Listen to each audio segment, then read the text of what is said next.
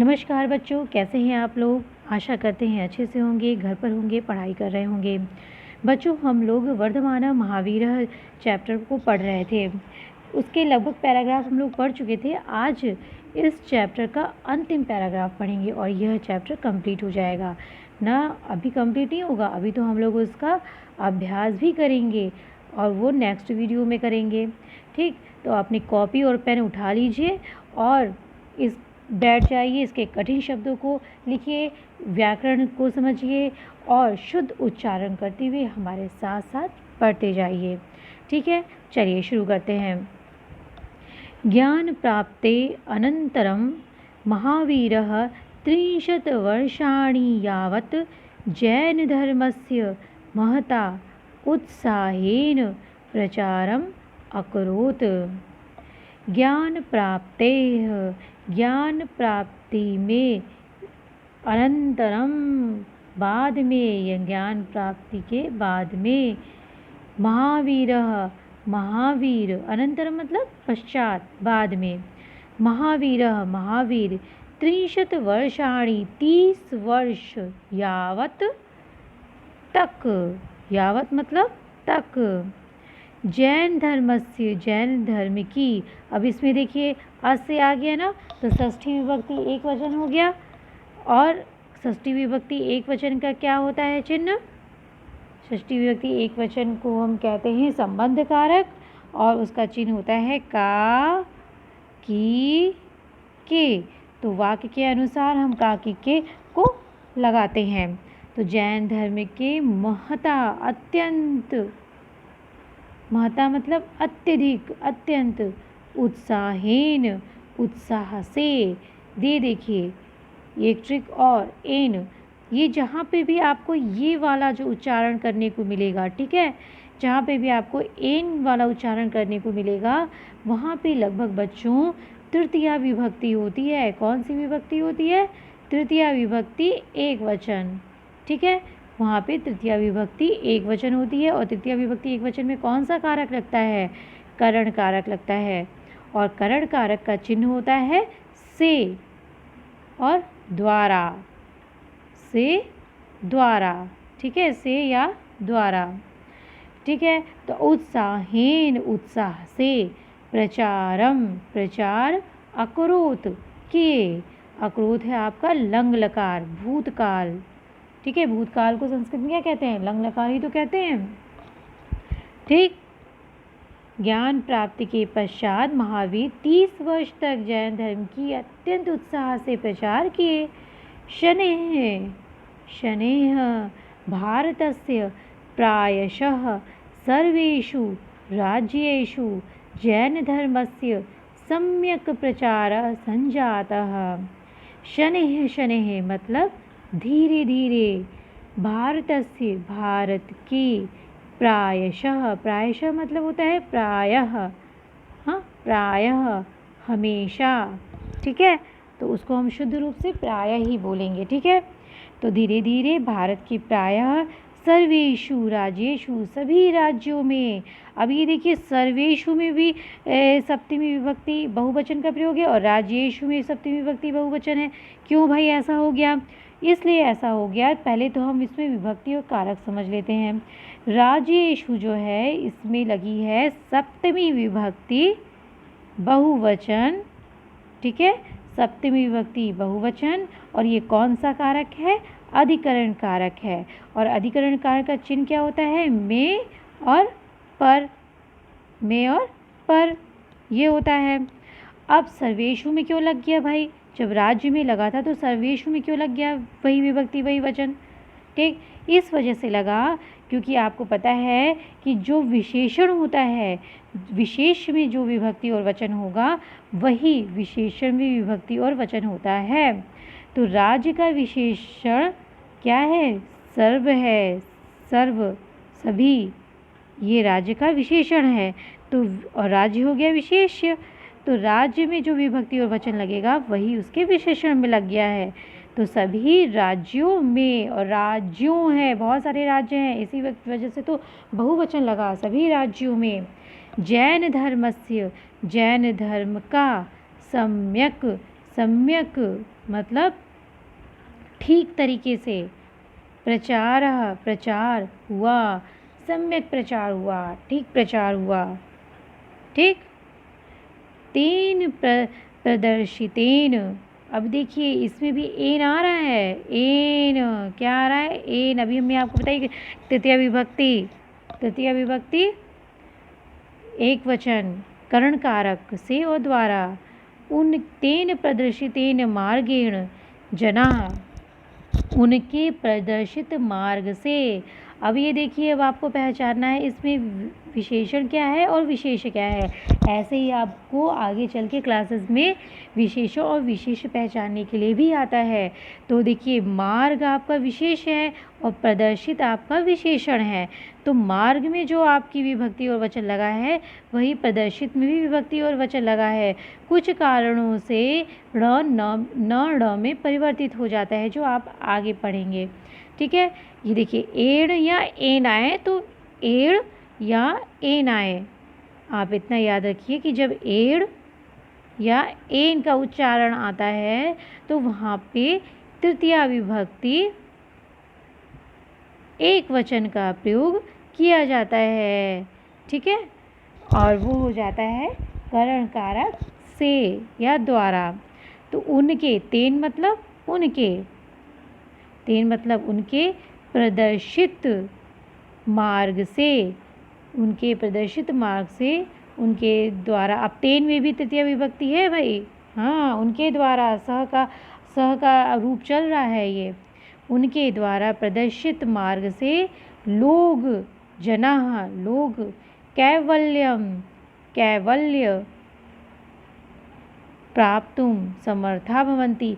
कैवल्य जानते हैं किसको बोलते हैं बच्चों?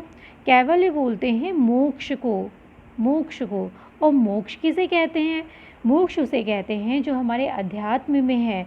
अध्यात्म में हमारे कहा गया है कि जो मोक्ष की प्राप्ति कर लेते हैं वो जीवन मृत्यु से परे हो जाते हैं। उनको फिर इस संसार में जैसे जियो फिर मरो ऐसा वाला काम नहीं करना पड़ता है। यानी कि यदि मोक्ष प्राप्त कर लिए तो दोबारा उनका जन्म नहीं होता है। तो क्या होता है कि उनके प्रदर्शित मार्ग से लोग मोक्ष की प्राप्ति के लिए, प्राप्तुम, अब ये देखिए प्राप्तुम में कौन सा प्रत्यय लगा है बच्चों? प्राप्तुम में तुमुन प्रत्यय लगा है। कौन सा प्रत्यय लगा है? तुमुन प्रत्यय, जिसका अर्थ होता है के लिए, ठीक है, जिसका अर्थ क्या होता है? के लिए। तो क्या है इसमें? तेन प्रदर्शितेन मार्गेण जनाः कैवल्यम प्राप्तुम समर्था भवन्ति। उनके प्रदर्शित मार्ग से लोग कैवल्य यानी मोक्ष को प्राप्त करने के लिए समर्थ होते हैं। मोक्ष प्राप्त करने के लिए साधु संत हमारे इसलिए कहते हैं कि यदि हम मोक्ष प्राप्त कर लेंगे तो इस जन्म मृत्यु के चक्कर से छूट जाएंगे और जितना भी जंजाल होता है इस संसार में उससे हम मुक्ति पा जाएंगे। इसीलिए जो है कैवल्य, साधु संत हमारे जो महापुरुष हुए हैं वो कैवल्य प्राप्ति पर, मोक्ष प्राप्ति पर जोर दिए हैं, ठीक है। तस्य मतेन न केवलम, तस्य मतेन, उनके मतेन, फिर आ गया ना एन, तो हम क्या लगा देंगे? से या द्वारा। उनके मत से न केवल मनुष्य, पशवः, पक्षी, वा मतलब अथवा, या अथवा बोलते हैं। तो उनके मत से न केवल मनुष्य, पशु, पक्षी अथवा प्राणवंतः, प्राणवंतः मतलब होता है जीव। प्राणवंतः मतलब क्या होता है बच्चों? सजीव जो होते हैं, जिनके अंदर जीव होता है, सजीव, ठीक है, जिनके अंदर जीव होता है, सजीव। अपितु बल्कि वृक्षादिषु, वृक्षों में। अब देखिए इसमें भी सप्तमी बहुवचन का प्रयोग हुआ है। इसमें भी क्या हुआ है? सप्तमी बहुवचन में, वृक्षों में। प्रस्तर आदिष्वपि, प्रस्तर आदिषु अपि, ये इसका विच्छेद करेंगे तो क्या बन जाएगा? प्रस्तर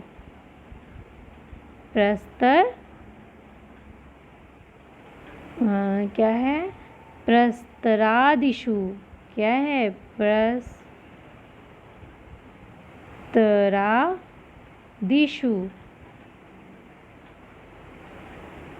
प्रस्तरादिषु। बच्चों हम समझ सकते हैं, आप लोगों को भी समझने में दिक्कत आ रही होगी क्योंकि पेन की वजह से ऐसा होता है कि लिखावट में अंतर आ जाती है। तो फिर भी हम कोशिश करते हैं। प्रस्तरादिषु, ठीक है, प्रस्तरादिषु, और अंत में हो गया प्लस अपि। अब आपको पता है ना कि उ और अ में जब संधि होगी तो ये कौन सी संधि होगी? ये आपकी संधि होती है यड़ संधि। कौन सी संधि होती है?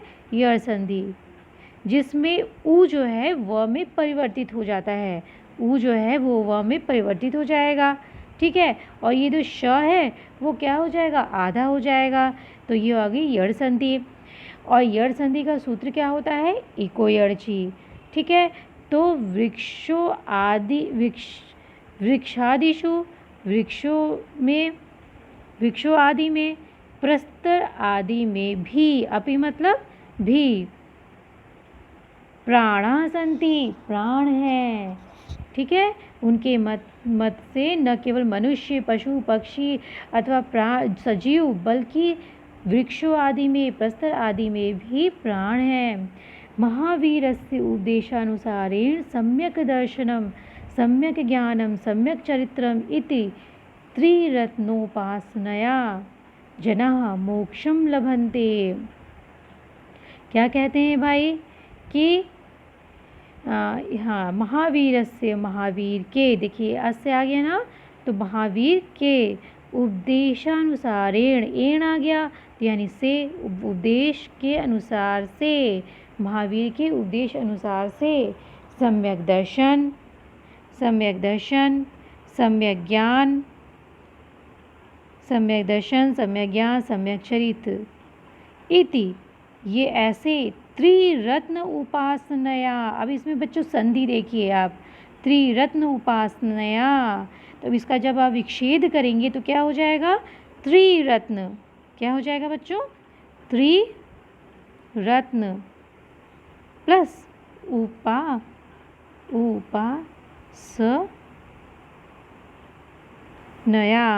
ठीक है, त्रिरत्न उपासनया। फिर से लिख देते हैं, त्रिरत्न प्लस उपासनया। अभी देखिए अ और उ मिलके कि क्या बन गया? ओ बन गया। इस संधि को हम कौन सी संधि बोलते हैं? गुण संधि। जिसमें अ और उ मिलकर के ओ बन जाए वो संधि होती है हमारी गुण संधि, ठीक है। जब हम व्याकरण में पढ़ाएंगे आपको संधि, तब आपको स्पष्ट रूप से हम आपको समझाएंगे, ठीक है। तो ये हो गई गुण संधि, और गुण संधि का सूत्र होता है आदि गुणः। तो उनके, महावीर के उपदेश के अनुसार से सम्यक दर्शन, सम्यक ज्ञान, सम्यक चरित्र, ऐसे त्रिरत्न, तीन रत्न की उपासना लो जनाः मोक्षम लभन्ते, लोग मोक्ष को प्राप्त करते हैं। शुद्ध आचरणाय। अब ये देखिए बच्चों, जहाँ पे ये आ जाएगा ना आय वाला उच्चारण, आय वाला उच्चारण जब आ जाएगा तो वहाँ पे आपकी हो जाती है चतुर्थी एक वचन, जिसमें जो है कारक होता है संप्रदान कारक, और चिन्ह क्या होता है? के लिए, ठीक है। चिन्ह क्या होता है? के लिए। तो हम क्या बोलेंगे? शुद्धाचरणाय, शुद्ध आचरण के लिए, सत्य, अहिंसा, अस्तेय, ब्रह्मचर्य, अपरिग्रह इति पंच महाव्रतानां विधानं सह अकरोत्। शुद्ध आचरणाय, शुद्ध आचरण के लिए, सत्य, अहिंसा, अस्तेय, ब्रह्मचर्य और अपरिग्रह। सत्य अहिंसा तो आप जानते हैं, सत्य मतलब सत्य बोलना, अहिंसा मतलब हिंसा नहीं करना, मारपीट नहीं करना, अस्तेय मतलब चोरी नहीं करना, ब्रह्मचर्य मतलब ब्रह्मचर्य जो होता है ब्रह्मचर्य का पालन करना, हाँ। और फिर उसके बाद अपरिग्रह मतलब सामानों का कम संग्रह करना। ये 5 जो महाव्रत का विधान वह किए हैं। इन 5 महाव्रत का विधान वह किए हैं, किए अकरोत वह किए थे, किए हैं नहीं बच्चों, किए थे। अकरोत क्या है? आपका अकरोत ये लंग लकार है, भूतकाल है। तो शुद्ध आचरण के लिए सत्य, अहिंसा, स्तेय, ब्रह्मचर्य, अपरिग्रह ऐसे 5 महाव्रत का विधान वह किए थे। साधारण जनैः सह बिंबिसार अजातशत्रु प्रभृतयो राजानः अपि तस्य उपदेशे प्रभाविता अभवन्। साधारण लोग मतलब मनुष्य, साधारण मनुष्यों के साथ बिंबिसार, अजातशत्रु इत्यादि, प्रभृति मतलब इत्यादि राजा भी, अपि मतलब भी, तस्य उनके उपदेश से प्रभावित अभवन हुए थे। ठीक है, साधारण लोगों के साथ बिंबिसार राजा था ना, बिंबिसार, अजातशत्रु इत्यादि राजा भी उनके उपदेश से प्रभावित हुए थे। तेन उपदिष्टस्य, जब बड़ा हो या आप पढ़ ना पा रहे हो तो उसको विच्छेद कर लीजिए। ठीक है, तेन उपदिष्टस्य, यहाँ भी आपकी क्या हो गई? गुण संधि हो गई। यहाँ कौन सी संधि हो गई? गुण संधि हो गई। तेन उपदिष्टस्य, अ प्लस उ बराबर ओ। तेन उपदिष्टस्य, उनके उपदेश अस्य लगाए ना, तो ये हो गया संबंध कारक काकी के। उनके उपदेश के, मार्गस्य मार्ग के, सत्यम सत्य, अहिंसा और आधारभूते स्तः, उनके उपदेश के मार्ग के, सत्य और अहिंसा आधारभूत तत्व हैं। ठीक है, आधारभूत क्या है? तत्व हैं। ठीक है, इसमें तत्व नहीं दिया है, लेकिन आधारभूत का तात्पर्य ही तत्व से होता है। 2 चीज़ दे दी तो ये आधारभूत क्या हो गया? तत्व हो गया, आधारभूत तत्व हैं। ठीक है, अब इसमें दिया तो नहीं है, लेकिन इस सेंटेंस को पूरा करने के लिए आप ऐसे भी जोड़ सकते हैं कि उनके उपदेश का मार्ग का सत्य और अहिंसा आधारभूत है। तो अच्छा नहीं लगेगा, तो हम क्या बोलेंगे? उनके उपदेश के मार्ग का सत्य और अहिंसा आधारभूत हैं, आधारभूत तत्व हैं। ठीक है, आधारभूत से हमारा तत्व का सेंस निकल रहा है। 2 वर्ष वयसी पाटली पुत्र समीपे पावापुरी स्थाने महावीरः रुग्णो जातः निर्वाणं च प्राप्तः। 2 वर्ष वयसी, सप्तति मतलब होता है 70। ठीक है, सप्तति मतलब 70, आगे लग गया 2, 70 और 2 72। ठीक है, हमने कहा ना पीछे से पढ़ते हैं इसको। तो 72 वर्ष की अवस्था में, वयसी मतलब अवस्था, 72 वर्ष की अवस्था में पाटलिपुत्र के समीप में, देखिए ए लगाया ना तो हो गया अधिकरण कारक। पाटलिपुत्र के समीप में पावापुरी स्थान में महावीर रुग्ण मतलब होता है बीमार, रुग्ण मतलब बीमार, जाता हो गए, जाता मतलब हो जाना, हो गए, च और निर्वाणम प्राप्त, और निर्वाण को प्राप्त हो गए। निर्वाण का मतलब होता है कि जो स्वयं जो है मतलब स्वयं अपनी मृत्यु को बुला ले, स्वयं अपना निधन हो जाए, उसका मोक्ष में ऐसे बैठे, हाँ, और मोक्ष की प्राप्ति खुद ही कर लें। ठीक है, मतलब वो स्वतः अपनी मृत्यु को बुला लें, तो वो क्या हो जाते हैं? निर्वाण को प्राप्त हो जाते हैं। ठीक है, तो अब इतने महापुरुष थे तो उनकी मृत्यु, उनको पता चल गई उनकी मृत्यु आने वाली है, तो वो अपनी मृत्यु मोक्ष के मतलब कि साधना के रूप में ऐसे बैठे, और वो जो है साधना के रूप में बैठ करके अपनी मृत्यु को स्वतः बुला लिए, तो वो हो गया आपका निर्वाण। ठीक है, तो महापुरुषों की इस तरह निर्वाण के शब्द को कहते हैं मृत्यु को स्वतः बुला लेना। ठीक है, तो निर्वाण को हम, अब आप उसका सेंस समझ लीजिए और निर्वाण को आप निर्वाण ही कहिए। तो क्या कहेंगे आप कि 72 वर्ष की अवस्था में पाटलिपुत्र के समीप में पावापुरी स्थान में महावीर बीमार हो गए और निर्वाण को प्राप्त हो गए। ठीक है, ये देखिए, ये आपका चैप्टर यहीं पे समाप्त हो जाता है बच्चों। अब इसमें के कठिन शब्द जहाँ संधि आई है, प्रत्यय आया है, उसको आप ध्यान से पढ़िए, क्योंकि ऐसे शब्द बार बार आएंगे, ऐसे प्रत्यय बार बार आएंगे, ऐसी विभक्ति अब बार बार लगेंगी। तो आप इनको ध्यान से पढ़िए, आप संस्कृत स्वतः धीरे धीरे पढ़ना शुरू कर देंगे। तो बच्चों, आपको ये वीडियो अच्छा लगा हो तो इस वीडियो को आप लाइक करिए, सब्सक्राइब करिए और अपने दोस्तों को शेयर ज़रूर करिए। ठीक है, और अब हम जो है प्रश्नोत्तर के साथ अगले वीडियो में मिलेंगे। और फिर तब तक के लिए आप हंसते रहिए, मुस्कुराते